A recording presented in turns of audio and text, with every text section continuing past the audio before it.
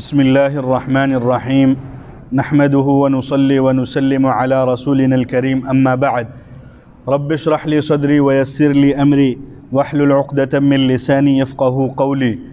رب يسر ولا تعسر وتمم علينا بالخير وبك نستعين يا فتاح ربنا زدنا علما وارزقنا فهما۔ سورہ بقرہ کے ابتدائی سے اللہ تعالیٰ نے قرآن مجید کے ہدایت ہونے کو ذکر فرمایا، اور اس کے بعد اللہ تعالیٰ نے کافی طویل آیات میں بنی اسرائیل کے کارناموں کی تفصیل بتلائی، اور انہوں نے اللہ تعالیٰ کی کس طرح نافرمانی کی، اور پھر اس کے بعد اللہ کے نبی صلی اللہ علیہ وسلم اور اللہ کی کتاب قرآن مجید کی کس طرح انہوں نے ناقدری کی، اور آپ صلی اللہ علیہ وسلم کے کس طرح دشمن ہوئے، اور آپ صلی اللہ علیہ وسلم کو کس طرح ستایا اور اذیت دی، اور آپ صلی اللہ علیہ وسلم کے متعلق کیا کیا باتیں بتلائی ہیں۔ انہوں نے اللہ تعالیٰ نے وہ تمام تفصیلات کو سورہ بقرہ کے یا بنی اسرائیل پو پارے کے بعد سے جو اللہ تعالیٰ نے ان کے ذکر کو شروع کیا، تو پارے کے ختم تک اللہ تعالیٰ نے ان کے عقائد کو اور ان کے اعمال کو اور ان کے خیالات کو، افکارات کو، یہاں تک کہ ان کے دلوں کے حسد کو بھی اللہ تعالیٰ نے ذکر فرمایا۔ اور اس کے بعد اللہ تعالیٰ نے صبر کی تلقین عطا فرمائی۔ صبر کی تلقین اس وجہ سے اللہ تعالیٰ نے حکم دیا کہ مسلمانوں کے دلوں میں رنج اور غم بس گیا تھا، اور مسلمان بہت پریشان اور غمگین ہوتے تھے کہ لوگ کس طرح حق بات کو تسلیم نہیں کرتے اور بار بار حق بات کے متعلق سوال کرتے ہیں۔ تو اللہ تعالیٰ نے فرمایا کہ نماز اور صبر کے ذریعے اللہ تعالیٰ سے مدد حاصل کرو اور صبر کرو، اور صبر کرنا اللہ تعالیٰ نے یہ امت محمدیہ کو سکھلایا ہے اور بتلایا بھی ہے، اور اس کی ایک عملی مثال اللہ تعالیٰ نے نماز کی شکل میں اس امت کو عطا فرمائی کہ نماز میں ہر چیزوں کے متعلق صبر کیا جاتا ہے۔ میں نے کہا تھا صبر کی تفسیر میں کہ صبر کے 3 شعبے ہیں۔ صبر کے 3 شعبے ہیں۔ نمبر 1، اپنے نفس کو حرام اور ناجائز چیزوں سے روکنا۔ نمبر 2، طاعات اور عبادات کی پابندی پر اپنے نفس کو مجبور کرنا۔ نمبر 3، مصائب اور آفات پر صبر کرنا، یعنی جو مصیبت آ گئی ہے اس کو اللہ تعالیٰ کی طرف سے سمجھنا۔ تو یہ 3 شعبے صبر کے اللہ تعالیٰ نے بیان فرمائے ہیں، اور حقیقی اعتبار سے صابرین انہی لوگوں کو کہا جاتا ہے جو یہ 3 شعبوں پر پورا عمل کریں۔ لیکن آج ہم صرف آخری شعبے پر، یعنی کوئی آفت، کوئی مصیبت آ گئی، اسی پر ہم صرف تھوڑا بہت صبر دکھاتے ہیں، اور حقیقی اعتبار سے ہم وہ بھی صبر نہیں کرتے۔ تو جو 3 شعبوں پر اگر کوئی قائم اور دائم رہے تو اللہ تعالیٰ کی طرف سے اس کو صابر کہا جاتا ہے، اور اللہ تعالیٰ صابرین کو بغیر حساب و کتاب کے جنت میں لے جائیں گے۔ اور آج ہم میں سے یہ بھی ہم میں ایک کوتاہی پیدا ہو گئی ہے کہ ہم لوگ کوئی بھی مصیبت آتی ہے تو صبر اور نماز کی طرف نہیں لوٹتے اور اللہ کی طرف نہیں لوٹتے۔ حقیقت میں یہی ہونا چاہیے کہ اللہ تعالیٰ نے صرف رنج و غم کو دور کرنے کے لیے نہیں، بلکہ آپ صلی اللہ علیہ وسلم کے ذریعے اللہ تعالیٰ نے یہ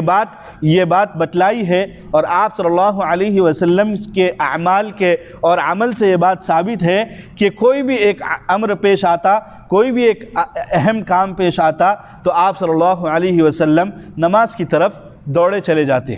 تو یہی اللہ تعالیٰ نے ایک مؤمنین کے دل کو تسلی اور مؤمنین کے تسکین قلب کی خاطر اللہ تعالیٰ نے یہ فرمایا کہ مجھ سے مدد طلب کرو، اور نماز اور صبر کے ذریعے۔ پھر آگے اللہ تعالیٰ نے صفا اور مروہ کا ذکر کیا، کیونکہ اس کے متعلق چند خیالات مسلمانوں کے دل میں پیدا ہو چکے تھے، کیونکہ پچھلے زمانے میں، زمانے جاہلیت میں، آپ صلی اللہ علیہ وسلم کو نبوت عطا ہونے سے پہلے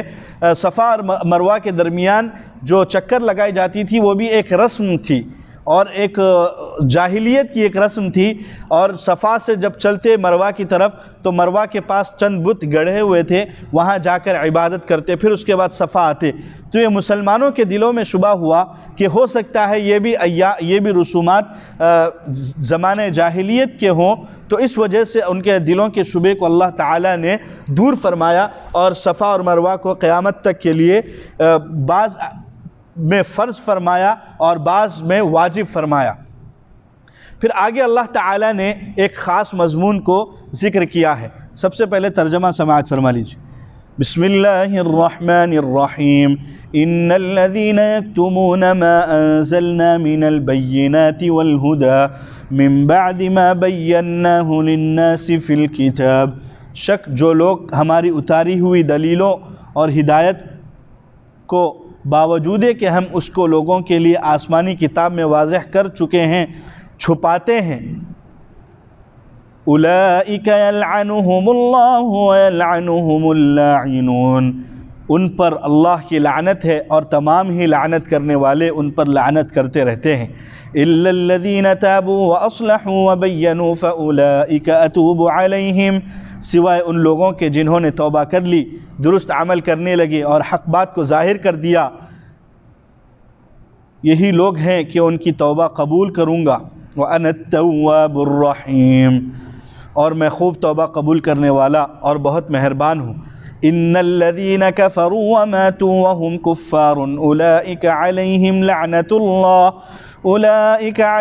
لَعْنَةُ اللَّهِ وَالْمَلَائِكَةِ وَالنَّاسِ أَجْمَعِينَ، بے شک جن لوگوں نے کفر کیا اور کفر ہی پہ مر گئے، ان پر اللہ کی، فرشتوں کی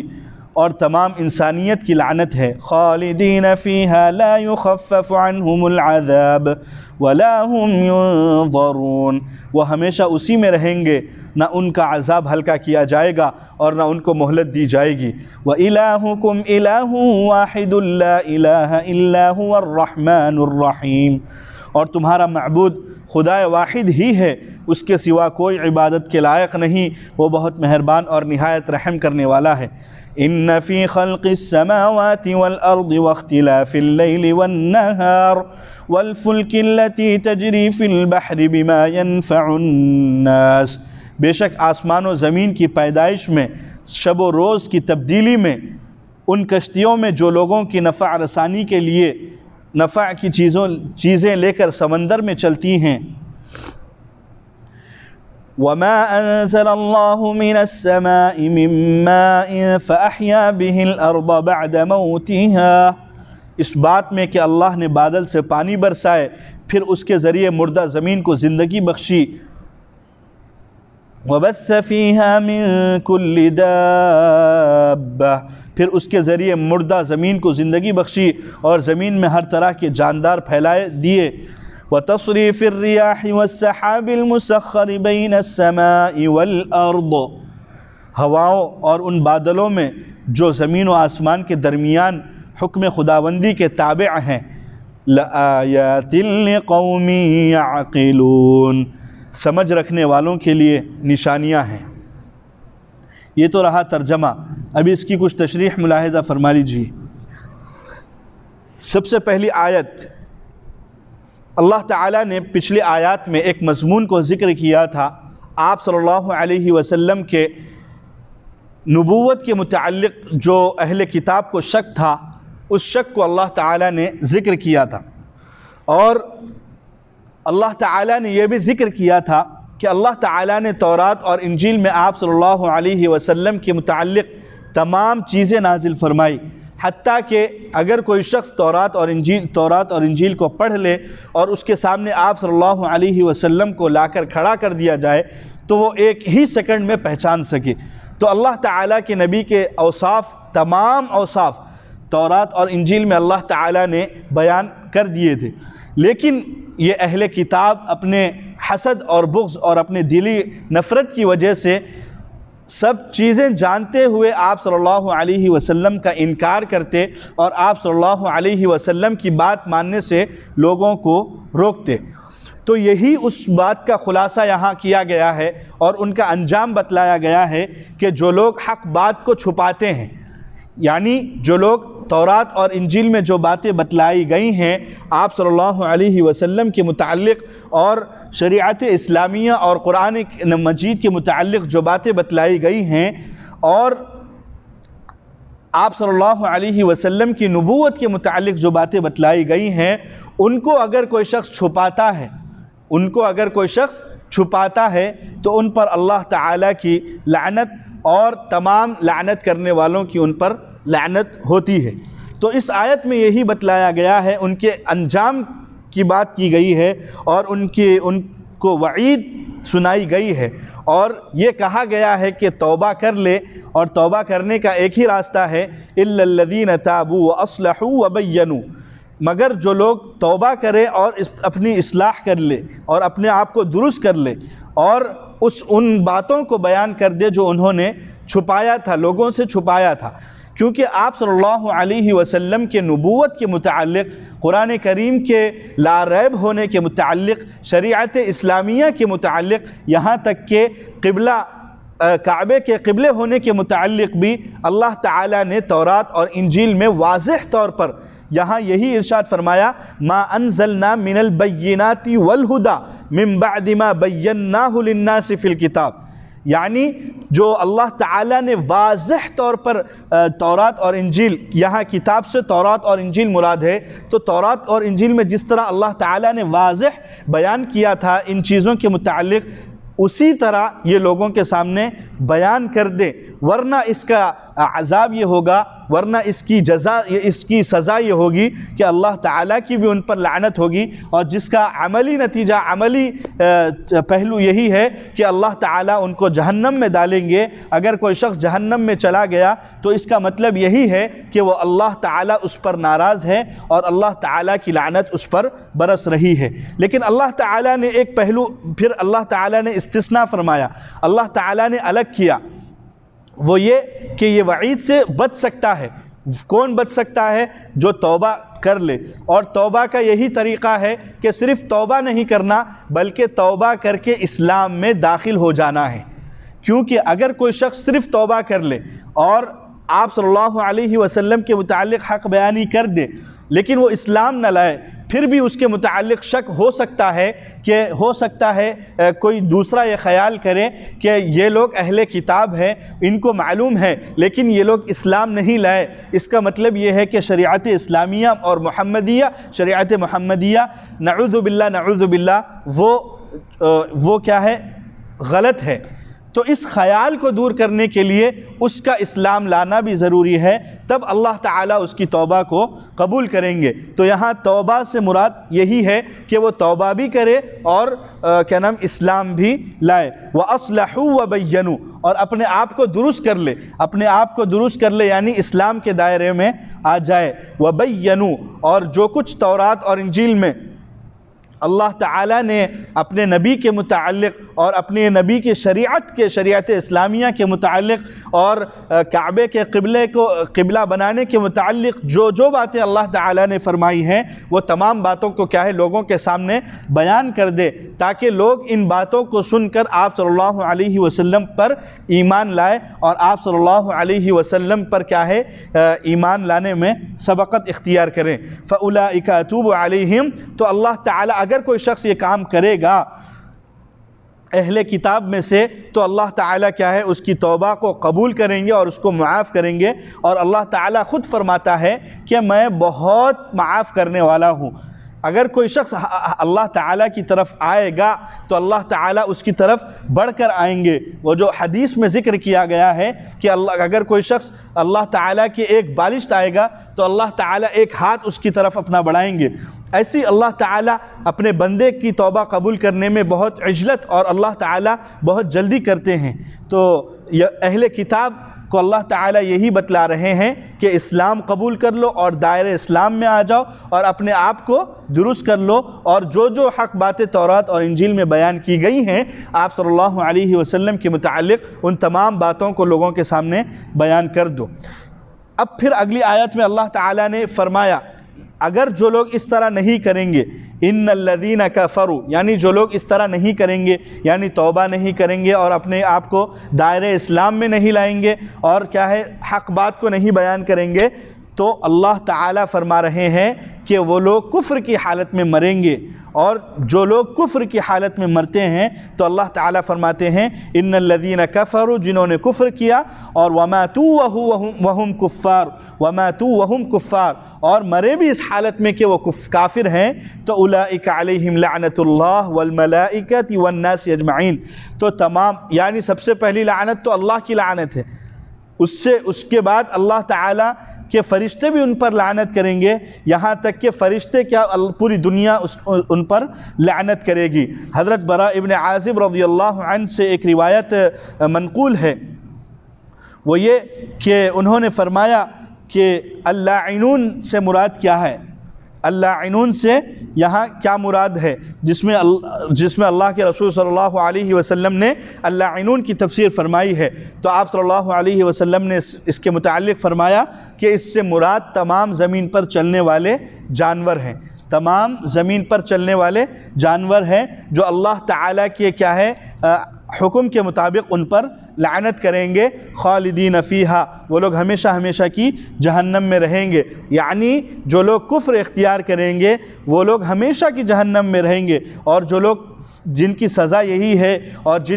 یہی ہے کہ وہ لوگ جہنم میں رہیں گے، تو ظاہر سی بات ہے کہ ان پر اللہ تعالیٰ کی لعنت بھی ہمیشہ رہیں گی، اور اللہ تعالیٰ کی رحمت سے وہ لوگ ہمیشہ دور ہوں گے۔ اور پھر آگے اللہ فرماتا ہے لا یخفف عنہم العذاب، اللہ تعالیٰ ان کے عذاب میں کوئی تخفیف نہیں کرے گا، اللہ تعالیٰ ان کے عذاب میں اور ان کی سزا میں کچھ کمی نہیں کرے گا، اور ولا ہم ینظرون، اور نہ اللہ تعالیٰ اگر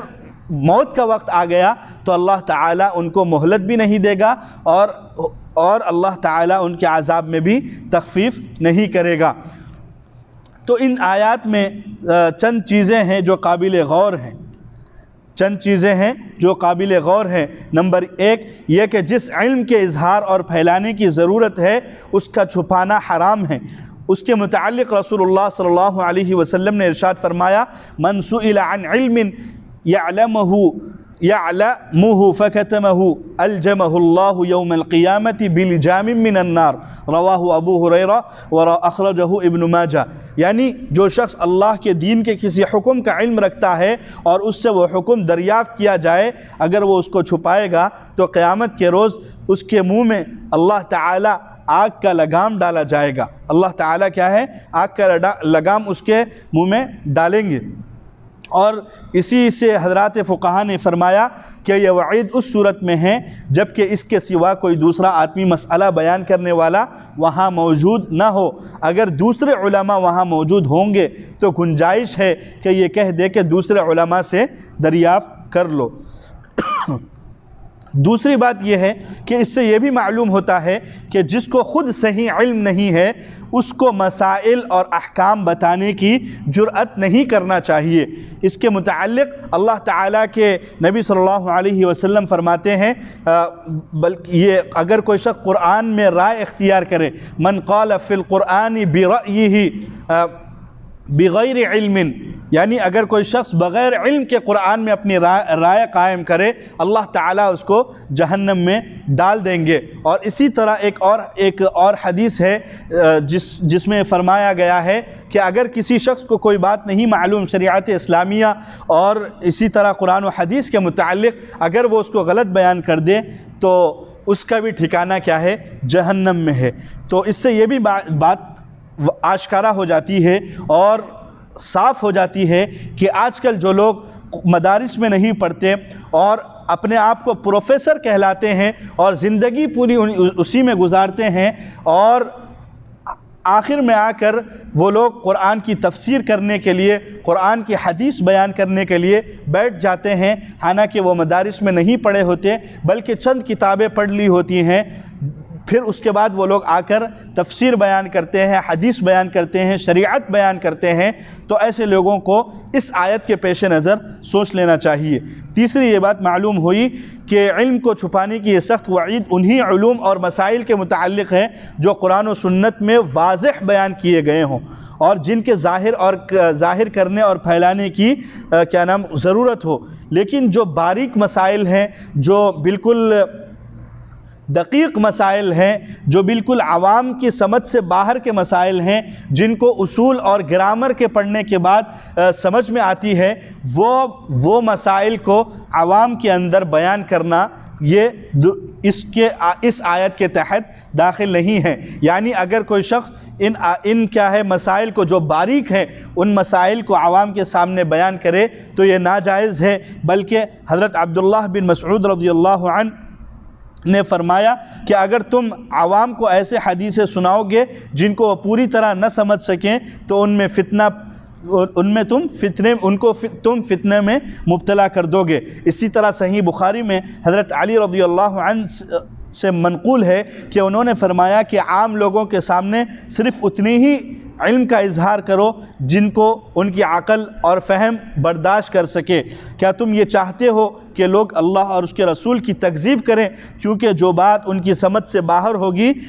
ان کے دلوں میں کیا ہے اس میں شبہات اور خدشات پیدا ہوں گے اور ممکن ہے کہ وہ اس کا انکار کر بیٹھیں گے۔ اس سے یہ بھی بات معلوم ہوتی ہے کہ جو چیز اصول اور اصول حدیث، اصول فقہ اور اسی طرح اصول تفسیر اور یہ تمام علوم کے حاصل کرنے کے بعد سمجھ میں آتی ہے، ان مسائل کو عوام میں لے کے آنا اور ان علماء کے اختلافات کو جو علماء آپس میں دلیل سے اور حدیث سے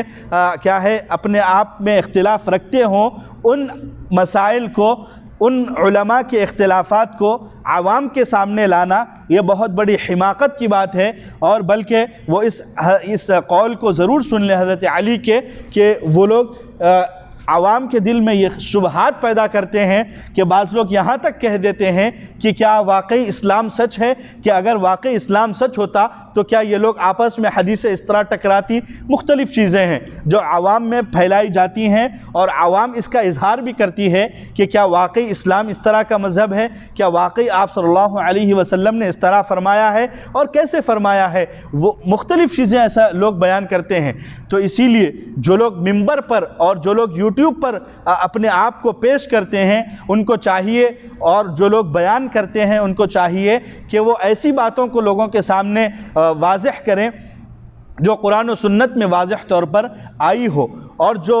اختلافی مسائل ہیں اور جو علماء کے مابین اس میں اختلاف موجود ہے، اور علماء کے مابین اختلاف اس وجہ سے ہے کہ وہ اصول تفسیر اور اصول حدیث اور اصول فقہ، اصول حدیث اور اصول تفسیر یہ تمام علوم ان کو معلوم ہیں، تو اس اعتبار سے وہ لوگ اختلاف رکھتے ہیں، تو اس میں ان کو گنجائش ہے اور وہ لوگ اس میں اختلاف رکھ سکتے ہیں۔ لیکن عوام ان علوم سے ناواقف ہوتی ہے، اس وجہ سے اگر ان عوام میں اگر اس طرح کے مسائل بیان کر دیے جائیں گے تو پھر ان کو اسلام کے متعلق شکوک اور شبہات میں مبتلا کرنے کی یہ چیز مرادف ہو جائے گی۔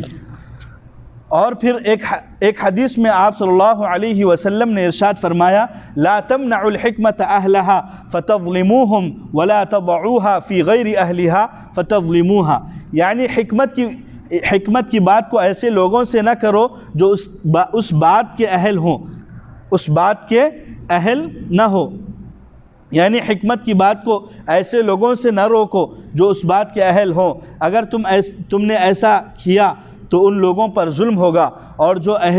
اہل نہیں ہیں ان کے سامنے حکمت کی باتیں نہ رکھو، کیونکہ اس صورت میں اس حکمت پر ظلم ہوگا۔ اسی طرح امام قرطبی رحمۃ اللہ علیہ نے فرمایا کہ اس تفصیل سے یہ بھی معلوم ہوتا ہے کہ کسی کافر کو جو مسلمانوں کے مقابلے میں مناظرے کرتا ہے، اور اسی طرح کوئی بدعتی اور گمراہ کو جو لوگوں میں اپنے خیالات اور غلط نظریات پھیلاتا ہے اس کی دعوت دیتا ہے، اس کو علم دین اس وقت تک سکھانا جائز نہیں ہے جب تک اس سکھانے والے کو یہ ظن غالب نہ ہو جائے، یہ یقین نہ ہو جائے کہ یہ کیا ہے، یہ علم سیکھنے کے بعد اس کے خیالات درست ہو جائیں گے، یہ اس علم سے کیا ہے، اس علم کو غلط طریقے سے نہیں پھیلائے گا۔ تو یہ یقین ہونے کے بعد اس کو علم سکھایا جا سکتا ہے، اس سے پہلے اس کا علم نہیں، دین کا علم اس کو نہیں سکھایا جا سکتا ہے، یہ ناجائز ہے۔ اور اسی طرح ان چند آیات سے یہ بھی معلوم ہوتا ہے کہ صحیح بخاری میں حضرت ابو ہریرہ رضی اللہ عنہ سے منقول ہے کہ انہوں نے فرمایا کہ قرآن کریم کی یہ آیت نہ ہوتی تو میں تم سے کوئی حدیث بیان نہ کرتا، آیت سے مراد یہی آیت ہے جس میں کتمان علم پر لعنت کی وعید اللہ تعالیٰ نے بیان کی ہے کہ ان الذین یکتمون ما انزلنا من البینات. یہ آیت اگر نازل نہ ہوتی تو حضرت ابو ہریرہ فرماتے ہیں کہ میں حدیث تم سے کبھی بیان نہ کرتا. اور بھی مختلف صحابہ سے منقول ہے اسی آیت کے متعلق اور بھی مختلف آیات کے متعلق کہ انہوں نے یہی فرمایا کہ اگر یہ آیات نہ ہوتی تو ہم حدیث کبھی بیان نہ کرتے. ان روایات سے معلوم ہوتا ہے کہ صحابہ کرام رضوان اللہ علیہم اجمعین کے نزدیک حدیث رسول صلی اللہ علیہ وسلم قرآن ہی کے حکم میں ہے، کیونکہ آیت میں جو بیان کیا گیا ہے وہ ہے چھپانے کی وعید. چھپانے پر کیا ہے؟ وعید بیان کی گئی ہے کہ جو لوگ چھپاتے ہیں ان لوگوں کے لیے اللہ تعالیٰ نے وعید بیان فرمائی ہے. اور اس حدیث میں صراحتاً ذکر نہیں، یعنی قرآن مجید میں یہ ذکر نہیں کہ حدیث بھی کیا ہے قرآن کے تحت داخل ہوتی ہے، لیکن صحابہ کرام رضوان اللہ علیہم اجمعین نے حدیث رسول صلی اللہ علیہ وسلم کو بھی قرآن ہی کے حکم میں سمجھ کر اس کو چھپانے اور اس کے چھپانے کو اس وعید کا سبب سمجھا. یعنی اللہ تعالیٰ نے اس آیت میں جو وعید نازل فرمائی ہے کہ چھپانے والوں پر اللہ کی لعنت ہوتی ہے، اس وعید کے تحت انہوں نے صحابہ نے فرمایا کہ اگر یہ آیت نازل نہ ہوتی تو حدیث کیا ہے ہم لوگ تم سے بیان نہ کرتے.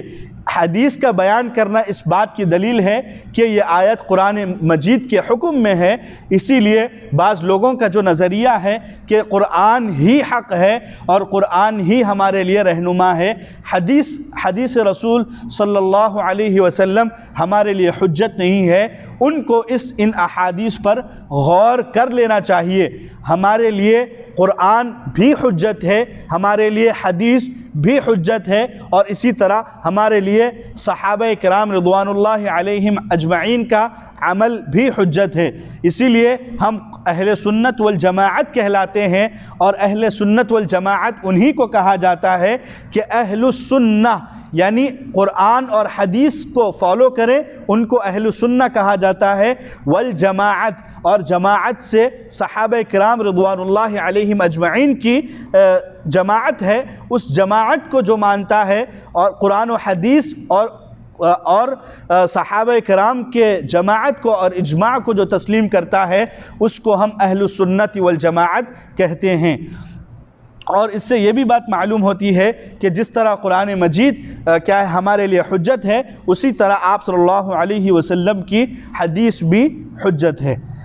وَيَلْعَنُهُمُ اللَّاعِنُونَ، قرآن کریم نے لعنت کرنے والوں کو متعین نہیں کیا. میں نے بیان کیا کہ لعنت اللہ تعالیٰ کے اللہ کے نبی صلی اللہ علیہ وسلم نے فرمایا کہ اس سے تمام زمین پر جو چلنے والے جانور ہیں وہ تمام مراد ہے کہ وہ کفار پر اور اسی طرح کافروں پر لعنت کرتے ہیں. اور وَمَاتُوا وَهُمْ كُفَّارٌ، اس لفظ کے ذریعے امام جساس اور قرطبی وغیرہ رحمہم اللہ نے اس بات کو نکالا ہے اور یہ استنباط کیا ہے کہ جس کافر کے کفر کی حالت میں مرنے کا یقین نہ ہو اس پر لعنت کرنا جائز نہیں ہے.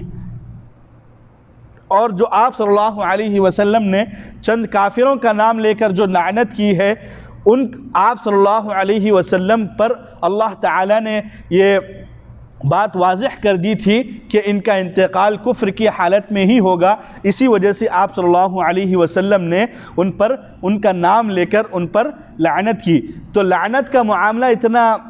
اتنا شدید ہے اور اتنا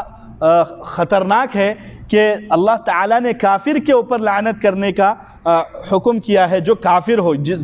جس کا کفر کیا ہے یقینی ہو. لیکن آج مسلمان اپنے آپس میں ہی ایک دوسرے کو کافر قرار دیتے ہیں، بلکہ یہاں تک کہ ایک دوسرے پر لعن طعن کرتے ہیں اور صحابہ پر لعنت بھیجتے ہیں، اور اسی طرح مسلمان ایک دوسرے پر کیا ہے لعنت بھیجتے ہیں. تو ان کو سوچ لینا چاہیے کہ اللہ تعالیٰ نے کافر پر لعنت کی ہے، یعنی جس کے کفر پر یقین ہو اس پر لعنت کی ہے. اور جس کے کفر پر آپ کو یقین نہیں ہے، اور آج کوئی ذریعہ موجود ہے ہی نہیں ہے ہمارے پاس کہ ہم سامنے والے کو یہ سمجھیں کہ اس کی موت کیا ہے، کفر کی حالت میں ہوگی، تو ہم میں سے کسی کو یہ جائز نہیں ہے کہ ہم کسی شخص پر کیا ہے لعنت کریں۔ ہاں کفار اور ظالمین اور منافقین پر عمومی اعتبار سے لعنت کی جا سکتی ہے، لیکن خصوصی اعتبار سے اور نام لے کر کیا ہے کسی کے اوپر لعنت نہیں کی جا سکتی۔ اور آج کل جو عورتیں مختلف الفاظ کہہ دیتی ہیں اور مختلف لعنت کے الفاظ کہہ دیتی ہیں، جیسے کہ کسی کو کہہ دیتی ہے مردود، اور اسی طرح راندہ درگاہ، اور اسی طرح اللہ مارا وغیرہ الفاظ، یہ بھی لعنت کے ہی حکم میں داخل ہے۔ اسی طرح یہ الفاظ بھی نہیں کہنا چاہیے۔ وَإِلَٰهُكُمْ إِلَٰهٌ وَاحِدٌ لَا إِلَٰهَ إِلَّا هُوَ الرَّحْمَٰنُ الرَّحِيمُ۔ اللہ تعالیٰ نے اگلی آیات میں اپنے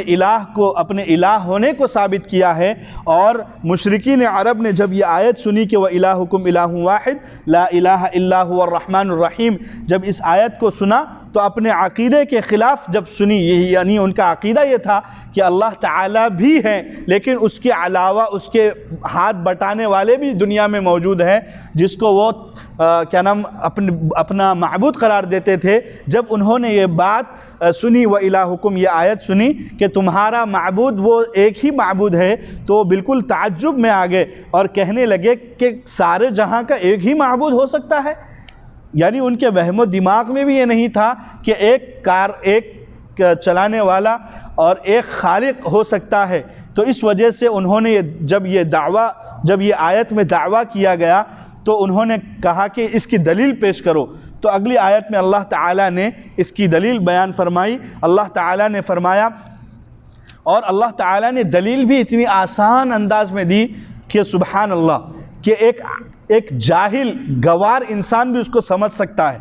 ایک جاہل گوار بھی اس کو اگر اس دماغ پر تھوڑا زور ڈالے تو وہ بھی سمجھ سکتا ہے۔ اللہ تعالیٰ نے اس طرح اللہ تعالیٰ نے اپنے ربوبیت کو اور اپنے وحدت کو اور اپنے واحد ہونے کو اللہ تعالیٰ نے، اور اپنے وہ ایک الہ ہونے کو اور ایک ہی ہونے کو اللہ تعالیٰ نے ذکر کیا۔ وہ کیسے؟ وہ اس طرح کہ ان فی خلق السماوات، زمین اور آسمان کا پیدا کرنا، اس میں اللہ تعالیٰ ایک ہی ذات ہے جو زمین اور آسمان کو پیدا کر سکتی ہے، اس کے علاوہ کوئی نہیں جو زمین اور آسمان کو کیا ہے وجود میں لا سکے۔ اور دوسری چیز واختلاف اللیل والنہار، دوسری چیز یہ جو اللہ تعالیٰ نے نظام چلایا ہے، جو رات کا آنا دن کا جانا، اور اسی طرح دن میں سورج کا نکلنا، رات میں تاروں کا آنا، اندھیرا چھانا، یہ جو اللہ تعالیٰ نے ایک نظام چلایا ہے، اور جب سے یہ دنیا بنی ہے، جب سے یہ نظام اپنے وقت کے حساب سے اور اپنے موعد اور اپنے وقت پر یہ جو نظام چل رہا ہے، کہ کبھی ایسا نہیں ہم نے دیکھا کہ بعض علاقوں میں اللہ تعالیٰ نے، اس کی بھی قدرت ہے کہ 6 مہینے دن ہوتا ہے، 6 مہینے رات ہوتی ہے، لیکن عمومی اعتبار سے اللہ تعالیٰ آدھا دن رکھتے ہیں پھر آدھی رات رکھتے ہیں۔ کبھی ہم نے یہ نہیں دیکھا کہ رات کے ٹائم پہ سورج نکل رہا ہو، ایک ملک میں صبح سورج نکلا پھر ڈوبا، پھر رات کے ٹائم پہ پھر نکل رہا ہو، ہم نے ایسا نہیں دیکھا۔ تو یہ نظام کو چلانے والا، اور سعودی عرب میں الگ نظام ہے، اور انڈیا کا الگ نظام ہے، اور اسی طرح امریکہ کا الگ نظام ہے، لنڈن، کینیڈا، اور اسی طرح فجی، ہر کنٹری کا الگ الگ نظام ہے۔ تو کہیں دن ہے تو کہیں رات ہے، کہیں دوپہر ہے۔ تو اللہ تعالیٰ نے یہ دنیا کا نظام چلایا ہے، اور اس نظام کا چلانا اس بات کی دلیل ہے کہ یہ نظام کوئی چلا رہا ہے، اور وہ کوئی نہیں، انسانوں کی بس کی بات نہیں کہ وہ اس نظام کو چلائے۔ تو یہی بات ثابت ہوتی ہے کہ انسان کے علاوہ کوئی دوسری ایک ذات ہے جو اس نظام کو چلا رہی ہے، وہ ہے اللہ۔ اور اس کے بعد تیسری چیز والفلک التی تجری فی البحر بما ينفع الناس، اور وہ کشتیاں جو سمندر میں چلتی ہیں، اور اللہ تعالیٰ نے سمندر کے پانی کو سیال بنایا، بالکل سیال بنایا کہ اس کے اوپر کیا ہے لاکھوں ٹن بھی اگر جہاز چل رہا ہو تو وہ اپنی ایک انداز سے چلتا ہے، اور اس کو اللہ تعالیٰ بیلنس کیے ہوئے ہے۔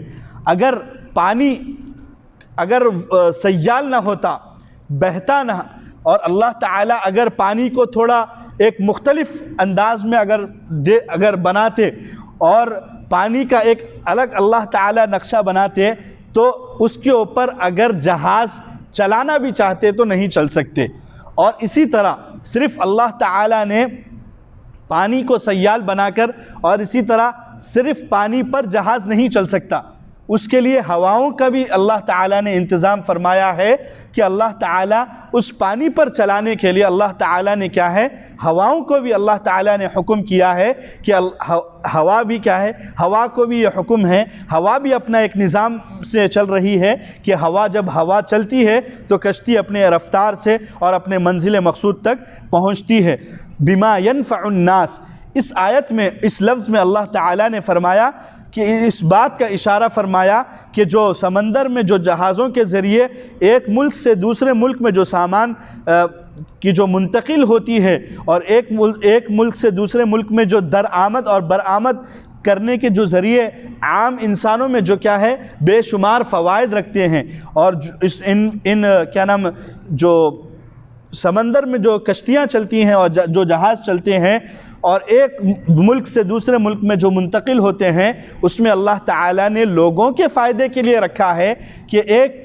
ایک ملک کا سامان دوسرے ملک میں پہنچے اور تجارت اور معیشت مستحکم ہو اور مضبوط ہو، اور اللہ تعالیٰ نے ایک انتظام فرمایا ہے رزق کے تمام انسانوں تک پہنچانے کا۔ تو بما ينفع الناس، تو یہ کشتیوں کا چلنا اور اسی طرح ہوائی جہاز اور آج کل کے زمانے میں گاڑیوں کا مختلف چیزوں کا جو چلنا ہے، یہ صرف لوگوں کے فائدے کے لیے ہے اور یہ صرف انسان کے فائدے کے لیے ہے۔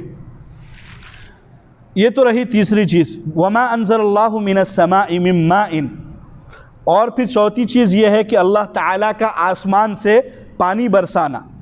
اللہ تعالیٰ کا کیا ہے؟ آسمان سے پانی برسانا۔ فَأَحْيَا بِهِ الْأَرْضَ بَعْدَ مَوْتِهَا، تو اس آسمان سے پانی نازل کرنے کے بعد کیا ہے، مردہ زمین اور جو بنجر زمین ہے اور جو غیر آباد علاقے ہیں، ان غیر آباد علاقوں کو اللہ تعالیٰ آباد کرتے ہیں، ان میں پھل پھول اور اسی طرح سبزیاں، اور اللہ تعالیٰ لوگوں کے منافع اور لوگوں کے کھانے کی چیز اور لوگوں کے فائدے کی چیز کیا ہے، اللہ تعالیٰ اس سے اگاتے ہیں، جو لوگ کیا ہے اس سے فائدہ حاصل کرتے ہیں۔ وَبَثَّ فِيهَا مِن كُلِّ دَابَّةٍ، اور اللہ تعالیٰ نے تمام کیا ہے زمین پر کیا ہے قسم قسم کے جانور اللہ تعالیٰ نے پھیلا دیے ہیں۔ یہ پانچویں علامت ہے۔ وَتَصْرِيفِ الرِّيَاحِ، اور ہواؤں کا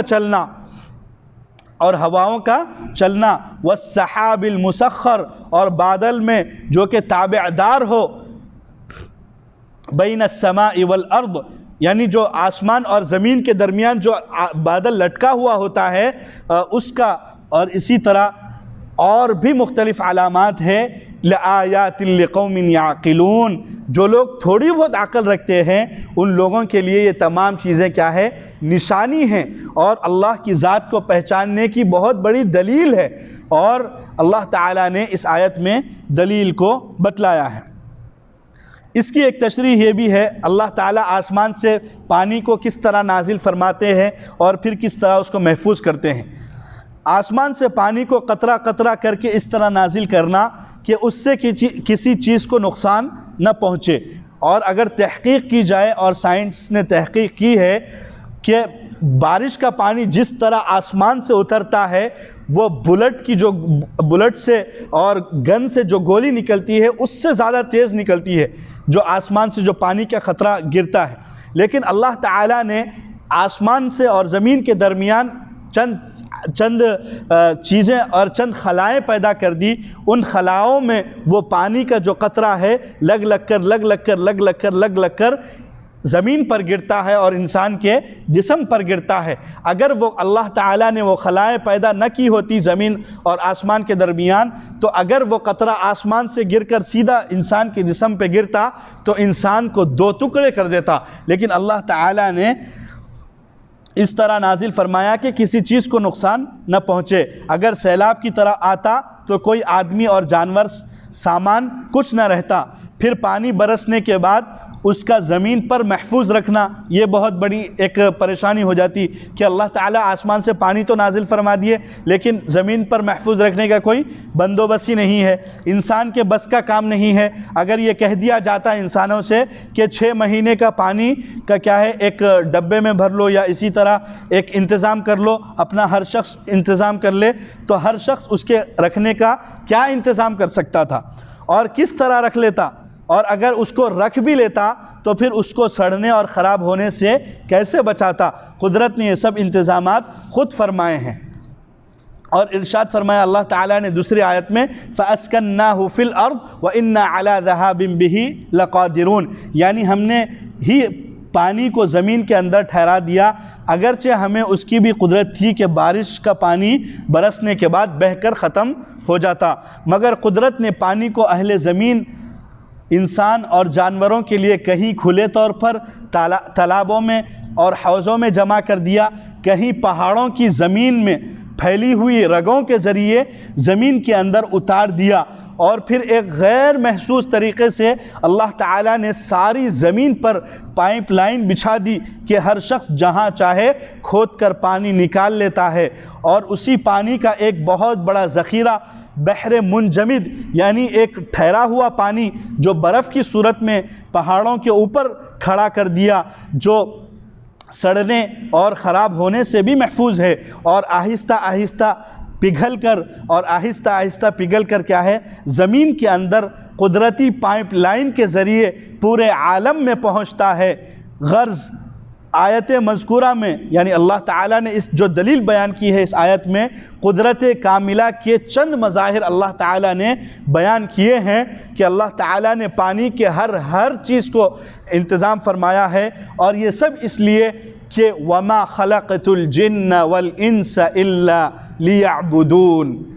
وَإِنَّمَا خُلِقْتُمْ لِلْآخِرَةِ الدُّنْيَا خُلِقَتْ لَكُمْ، آپ صلی اللہ علیہ وسلم کا ارشاد ہے الدنیا خلقت لکم وانکم خلقتم للآخرہ، کہ یہ دنیا کے تمام انتظامات، یہ تمام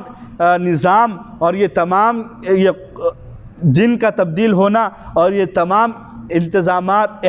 حفاظات اور اسی طرح مختلف چیزیں جو اللہ تعالیٰ نے اس دھرتی پر اور اس دنیا پر اللہ تعالیٰ نے اپنے قدرت کے مظاہرے دکھانے کے لیے جو انتظامات اللہ تعالیٰ نے ایک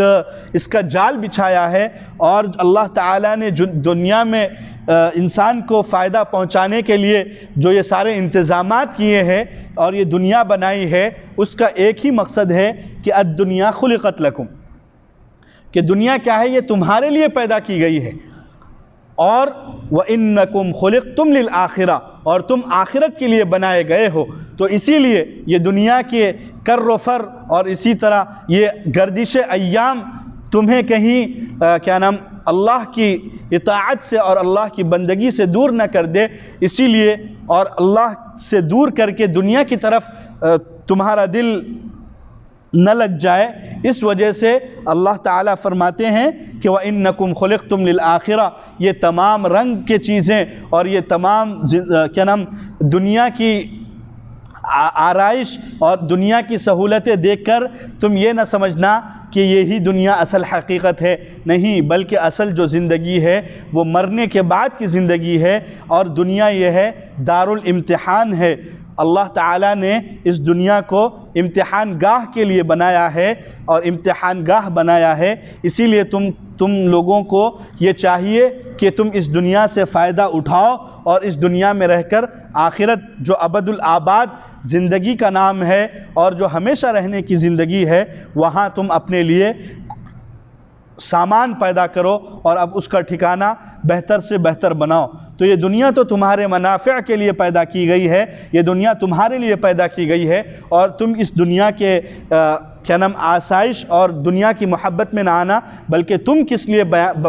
پیدا کیے گئے ہو، تم اللہ کی عبادت اور اس کو راضی کرنے والے اعمال کے لیے پیدا کیے گئے ہو، اور تم آپ صلی اللہ علیہ وسلم کے حکم کو اور آپ صلی اللہ علیہ وسلم کے شریعت کو اور آپ صلی اللہ علیہ وسلم کے لائے ہوئے دین کو ہر مسلمان تک پہنچانے کے لیے تم کیا ہے اس دنیا میں پیدا کیے گئے ہو اور اللہ تعالیٰ نے تمہیں اس کام کے لیے بھیجا ہے۔ کنتم خیر امۃ اخرجت للناس تأمرون بالمعروف، لوگوں کو بھلائی کا حکم دیتے ہو، وتنہون عن المنکر، اور کیا ہے برائیوں سے روکتے ہو، وتؤمنون باللہ،